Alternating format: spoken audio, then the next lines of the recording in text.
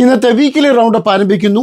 എല്ലാ വെള്ളിയാഴ്ചയും രാവിലെ 8:30 മണിക്ക് നിങ്ങളുടെ സ്വീകരണ മുറിയിൽ അല്ലെങ്കിൽ നിങ്ങളുടെ കയ്യിലിരിക്കുന്ന സെൽഫോണിൽ അല്ലെങ്കിൽ ടാബ്ലറ്റിൽ ഏറ്റവും പുതിയ വാർത്തകളുമായി എത്തുന്ന വീക്കിലി റൗണ്ടപ്പിൻ്റെ 129ാമത്തെ എപ്പിസോഡിലേക്ക് ഞാൻ എല്ലാ പ്രേക്ഷകർക്കും സ്വാഗതം. ഇന്നത്തെ വീക്കിലി റൗണ്ടപ്പ് അവതരിപ്പിക്കുന്നത് കുര്യൻ ഫിലിപ്പ്. ഇന്ന് മാർച്ച് മാസം 20-ാം തീയതി വെള്ളിയാഴ്ച. ഈ ചാനൽ നിങ്ങൾ സബ്സ്ക്രൈബ് ചെയ്തിട്ടില്ലെങ്കിൽ ദയവായി സബ്സ്ക്രൈബ് ചെയ്ത് ഈ പ്രത്യേക ശുശ്രൂഷകളിലേക്ക് സഹായിക്കണമെന്ന് ഞങ്ങൾ വിനീതമായിട്ട് ഓർപ്പിക്കുന്നു. ഇന്നത്തെ പ്രധാന വാർത്തകളിലേക്ക് കടക്കുന്നതിന് മുമ്പായി അമേരിക്കയുടെ 16ാമത്തെ പ്രസിഡന്റായിരുന്ന എബ്രഹാം ലിങ്കൻ പറഞ്ഞ ഒരു പ്രത്യേക വാചകം നിങ്ങളുടെ ശ്രദ്ധയിൽപ്പെടുത്തുവാൻ എനിക്ക് താല്പര്യമുണ്ട്. അതെങ്ങനെയാണ്? Sir, my concern is not whether God is in our side.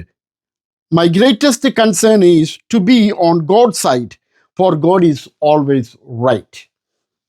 എൻ്റെ ഏറ്റവും വലിയ കൺസേൺ എന്ന് പറയുന്നത്, ആശങ്ക എന്ന് പറയുന്നത്, ദൈവം എൻ്റെ കൂടെ ഉണ്ടോ എന്നുള്ളതിലല്ല, പകരം ഞാൻ ദൈവത്തിൻ്റെ സൈഡിലാണോ, ദൈവത്തിൻ്റെ കൂടെയാണോ എപ്പോഴും നടക്കുന്നത് എന്നുള്ളതാണ് എൻ്റെ ഏറ്റവും വലിയ കൺസേൺ. കാരണം ദൈവം എപ്പോഴും ശരിയാണ്, ദൈവം എപ്പോഴും റൈറ്റ് ആയിരിക്കും. അതുകൊണ്ട് ഏറ്റവും ശരിയായിരിക്കുന്നതിൻ്റെ കൂട്ടത്തിൽ, സത്യമായിരിക്കുന്നതിൻ്റെ കൂട്ടത്തിൽ, വെളിച്ചമായിരിക്കുന്നതിൻ്റെ കൂട്ടത്തിൽ എനിക്ക് നടക്കുന്നതിനു വേണ്ടി എപ്പോഴും എനിക്ക് ദൈവത്തിൻ്റെ സൈഡിലായിരിക്കണം.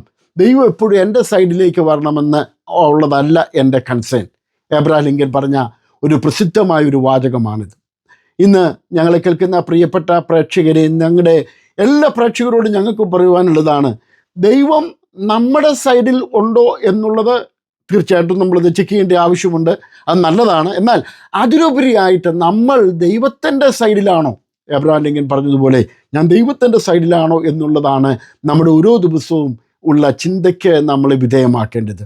നമ്മൾ ദൈവത്തിൻ്റെ സൈഡിലാണെങ്കിൽ അതെപ്പോഴും കറക്റ്റായിരിക്കും, അതെപ്പോഴും സത്യമായിരിക്കും, അതെപ്പോഴും വെളിച്ചമായിരിക്കും.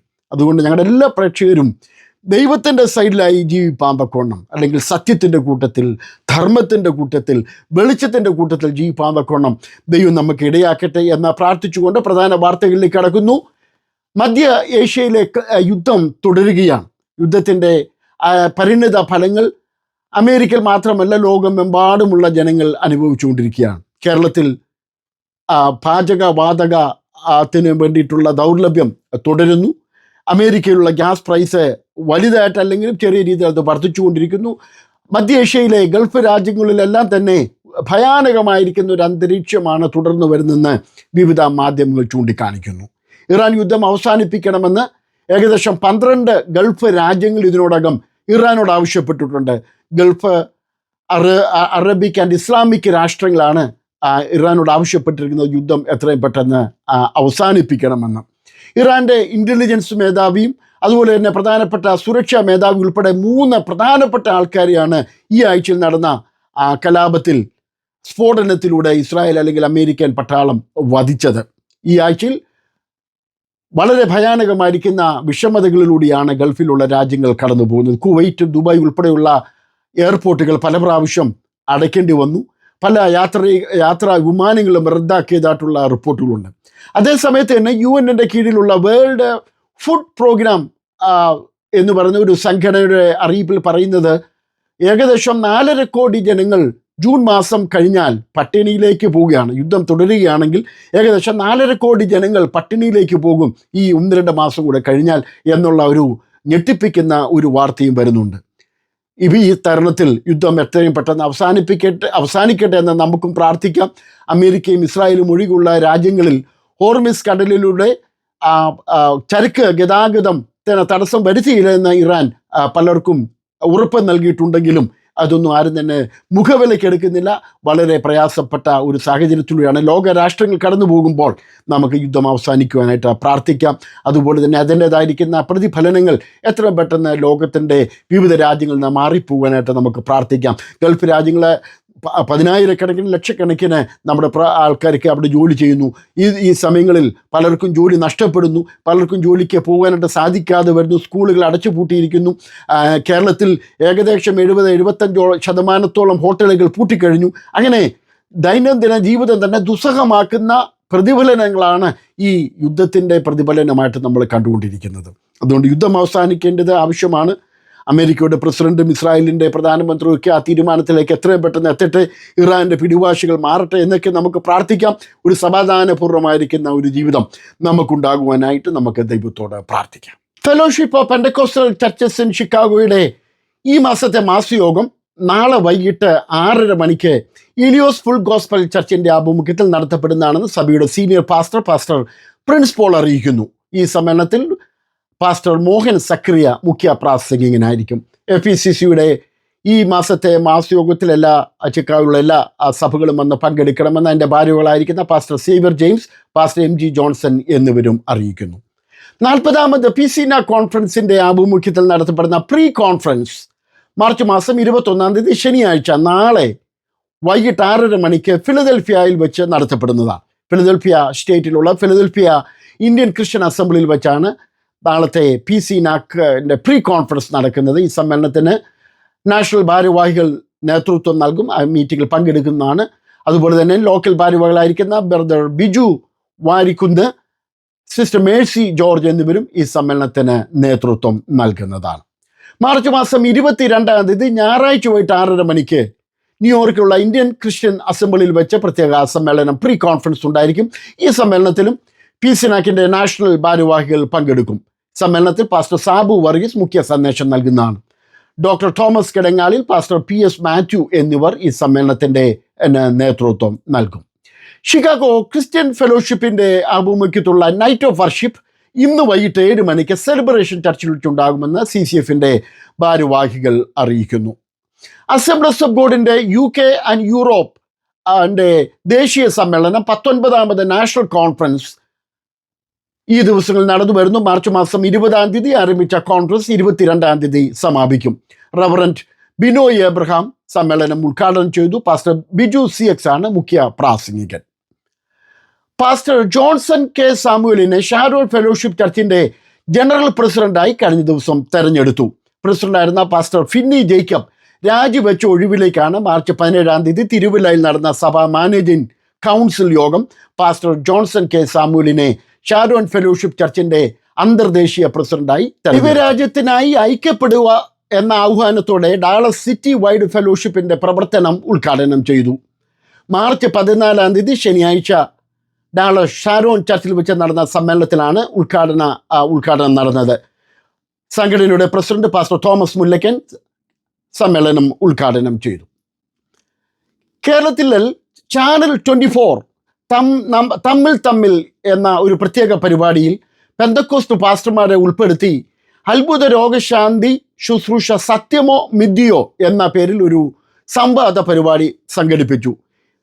ശ്രീകണ്ഠൻ നായർ നേതൃത്വം നൽകുന്ന ഈ സംവാദ പരിപാടിയിൽ പെന്തക്കോസ്ത് സഭകളെ, പ്രത്യേകിച്ച് അത്ഭുത രോഗശാന്തി ശുശ്രൂഷയിൽ വിശ്വസിക്കുന്ന പെന്തക്കോസ്ത് സഭകളെ പ്രതിനിധീകരിച്ച് പാസ്റ്റർമാരായ Babu George, Geevarghese Mathan, Biju Jose, Lijo Joseph Thadiyoor, Thomas Kutty Punnoose, Prince Nilambur എന്നിവർ പങ്കെടുത്തു.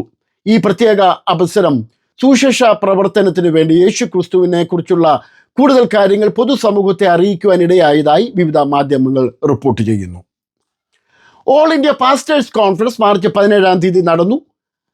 നെടുമ്പാശ്ശേരി എയർപോർട്ടിനടുത്തുള്ള CL കൺവെൻഷൻ സെന്ററിൽ വെച്ചാണ് നടന്നത്. ഈ സമ്മേളനത്തിൽ മുഖ്യ പ്രാസംഗികനായിരുന്ന പാസ്റ്റർ സതീഷ് കുമാർ ദൈവസഭകളുടെ ഐക്യതയുടെ ആവശ്യകതയെക്കുറിച്ച് പ്രസംഗിച്ചു. ഏകദേശം 2000-ലധികം പാസ്റ്റർമാരാണ് ഈ സമ്മേളനത്തിൽ പങ്കെടുത്തത്.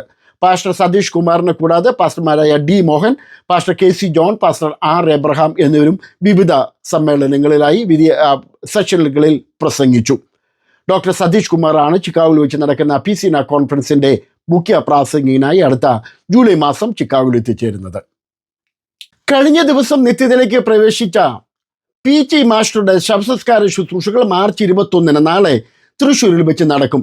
IPCയുടെ സീനിയർ ശുശ്രൂഷകന്മാരിൽ ഒരാളായിരുന്നു PT മാസ്റ്റർ എന്ന പേരിൽ അറിയപ്പെട്ടിരുന്ന പാസ്റ്റർ KO വർഗീസ്. 93 വയസ്സ് പ്രായമുണ്ടായിരുന്നു. വാർദ്ധക്യ സഹജമായ അസുഖത്തെ തുടർന്ന് അദ്ദേഹം വിശ്രമ ജീവിതം നയിച്ചു വരികയായിരുന്നു. ദീർഘകാലം ഇന്ത്യ പെന്തക്കോസ്ത് ദൈവസഭയുടെ PT സെൻറ്റർ ശുശ്രൂഷകനായി പ്രവർത്തിച്ചിട്ടുണ്ട്. ഭാര്യ റേച്ചൽ വർഗീസ്, IPC കർണാടക റീജിയൻ്റെ vice president pastor KV Jose, LC Thomas, Mary Elias, പരേതനായ KV എബ്രഹാം എന്നിവരാണ് മക്കൾ. സംസ്കാരം കണ്ണാറ IPC സഭയുടെ ആഭിമുഖ്യത്തിൽ കണ്ണാറ സെമിത്തേരിയിൽ വെച്ച് നടക്കും. കഴിഞ്ഞ ആഴ്ചയിൽ നിര്യാതനായ ഗുഡ് ന്യൂസ് ഓൺലൈൻ ബോർഡിൽ അംഗമായ ഫിന്നി കോരയുടെ പിതാവ്, ഫിന്നി കോര ഡാളസിലുള്ള ഫിന്നി കോരയുടെ പിതാവ് പാസ്റ്റർ TM കോരയുടെ ശവസംസ്കാര ശുശ്രൂഷകൾ വെള്ളിയാഴ്ചയും ശനിയാഴ്ചയുമായി ഇന്ത്യൻ സമയം വെള്ളിയാഴ്ച വൈകിട്ടും ശനിയാഴ്ച രാവിലെയുമായി കോട്ടയത്ത് വെച്ച് നടക്കും. IPC ടാബർനക്കലിൽ നടക്കുന്ന ശുശ്രൂഷയ്ക്ക് ശേഷം IPC ഇല്ലിക്കൽ സെമിത്തേരിയിലാണ് ശവസംസ്കാര ശുശ്രൂഷകൾ സമാപിക്കുന്നത്. ഫിന്നി മാത്യുവിനെ കൂടാതെ ചെറിയാൻ കോര, ജേക്കബ് കോര എന്നിവരാണ് മറ്റു മക്കൾ. ഗുഡ് ന്യൂസിൻ്റെ ഓൺലൈൻ എഡിറ്റോറിയൽ ബോർഡ് അംഗമാണ് ശ്രീ ഫിന്നി കോര. കോട്ടയത്തെ വിവിധ സഭകളിലായി ശുശ്രൂഷയിലായിരുന്നു പാസ്റ്റർ TM കോര. ഈ ദുഃഖിതരായിരിക്കുന്ന ഭവനങ്ങളിലുള്ളവരെ ദൈവം ആശ്വസിപ്പിക്കട്ടെ എന്ന് പ്രാർത്ഥിച്ചുകൊണ്ട് ഞങ്ങളുടെ പ്രത്യാശയും ദുഃഖവും ഈ സമയത്ത് അറിയിക്കുന്നു.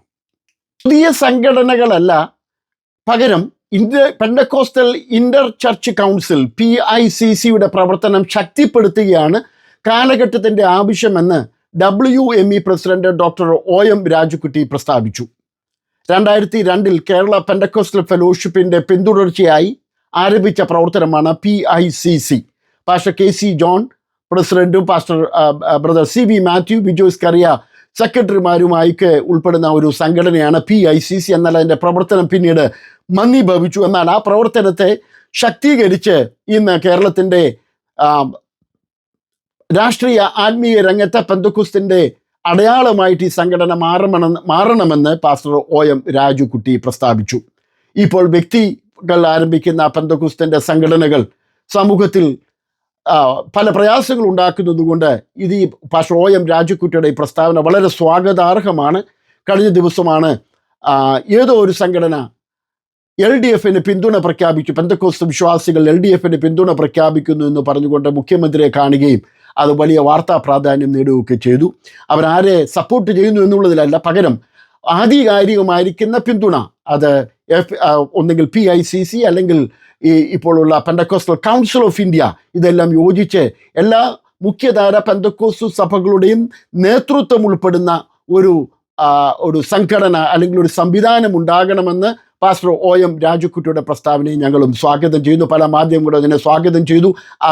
ആ രീതിയിൽ കേരളത്തിലെ പെന്തക്കോസ്തു സമൂഹം മുന്നോട്ട് വരട്ടെ എന്ന് ഞങ്ങൾ പ്രാർത്ഥിക്കുകയും ആഗ്രഹിക്കുകയും ചെയ്യുന്നു. അമേരിക്കയിലെ മതസ്വാതന്ത്ര്യ റിപ്പോർട്ട് തള്ളി ഇന്ത്യയിലെ മതസ്വാതന്ത്ര്യം വഷളാകുന്നതായും RSS ഉൾപ്പെടെയുള്ള വർഗീയ സംഘടനകളെ നിരോധിക്കണമെന്നും American commission on international religions freedom എന്ന സംഘടന 2026 റിപ്പോർട്ടിൽ ചൂണ്ടിക്കാണിച്ചു. ഇന്ത്യയിലെ കേന്ദ്ര വിദേശകാര്യ മന്ത്രാലയം ഈ റിപ്പോർട്ടിനെ അപലപിച്ചു, അതിനെ തള്ളിക്കളഞ്ഞു. RSSന് ഉപരോധം ഏർപ്പെടുത്തണമെന്ന റിപ്പോർട്ടിൽ എടുത്തു പറയുന്നു. ഇന്ത്യയിലെ പല ഭാഗങ്ങളിലും ന്യൂനപക്ഷ അവകാശങ്ങൾ ധ്വംസിക്കപ്പെടുന്നതായും മതസ്വാതന്ത്ര്യങ്ങൾ ഇല്ലാതായി വരുന്നതുമായിട്ടും ഈ റിപ്പോർട്ടിൽ പറയുന്നു. അമേരിക്കയിലെ ആഭ്യന്തര കാര്യത്തിൽ മാത്രം അമേരിക്ക ഇടപെടണമെന്നും ഇന്ത്യയുടെ ആഭ്യന്തര കാര്യങ്ങളിൽ അമേരിക്ക ഇടപെടാതെ അമേരിക്കയുടെ ആഭ്യന്തര കാര്യങ്ങളിൽ ഇടപെട്ട് അവിടെ ഉള്ള ഹിന്ദു ജനങ്ങൾക്കും അവിടെയുള്ള അമ്പലങ്ങൾക്കും വരുന്ന സംഘടനകൾ അല്ലെങ്കിൽ കലാപങ്ങൾ അവസാനിപ്പിക്കാൻ അമേരിക്ക മുൻകൈ എടുക്കണമെന്നും ഇന്ത്യയുടെ വിദേശകാര്യാലയം ഒരു പത്രക്കുറിപ്പിലൂടെ അറിയിച്ചു. ഇവിടെ ഒരു കാര്യം പ്രസക്തമാണ്. ഇന്ത്യയിൽ നടക്കുന്ന ന്യൂനപക്ഷ ധ്വംസനങ്ങൾ അല്ലെങ്കിൽ ക്രിസ്തീയ മത പീഡനങ്ങൾ, അതിന് എതിരായിട്ട് അമേരിക്കയുടെ ശ്രദ്ധ നേടി എന്നുള്ളത് ആണ് നമ്മൾ ഈ റിപ്പോർട്ടിലൂടെ കാണുന്നത്. അതുകൊണ്ട് ഇന്ത്യയിൽ ന്യൂനപക്ഷ അവകാശങ്ങൾ സംരക്ഷിക്കുവാനും മതസ്വാതന്ത്ര്യം നിലനിർത്തുവാനും ഇടയാകട്ടെ എന്ന് പ്രാർത്ഥിക്കുന്നു. അമേരിക്കയിലെ ഏതെങ്കിലും ഭാഗത്ത് ഹിന്ദു വ്യക്തികൾക്ക് അവരുടെ ആരാധനയ്ക്ക് തടസ്സം നടക്കുന്നതായി ഒരിക്കലും റിപ്പോർട്ട് ചെയ്ത് നമ്മൾ കണ്ടിട്ടില്ല. ഈ ഒരു ആരോപണം അതൊരു വെറും ആരോപണം മാത്രമാണെന്നാണ് ഞങ്ങൾ കരുതുന്നത്. ഒരു മാധ്യമത്തിലും അമേരിക്കയിൽ ഏതെങ്കിലും സ്ഥലത്ത് ഗവൺമെൻറ്റിൻ്റെ പിന്തുണയോടുകൂടിയുള്ള ഏതെങ്കിലും പ്രയാസങ്ങൾ ഉണ്ടായതായിട്ട് നമ്മൾ കാണുന്നില്ല. മതനിരപേക്ഷത എല്ലാ രാജ്യങ്ങളിലും ഉണ്ടാകട്ടെ എന്ന് ഈ സമയത്ത് നമ്മളും പ്രാർത്ഥിക്കുന്നു.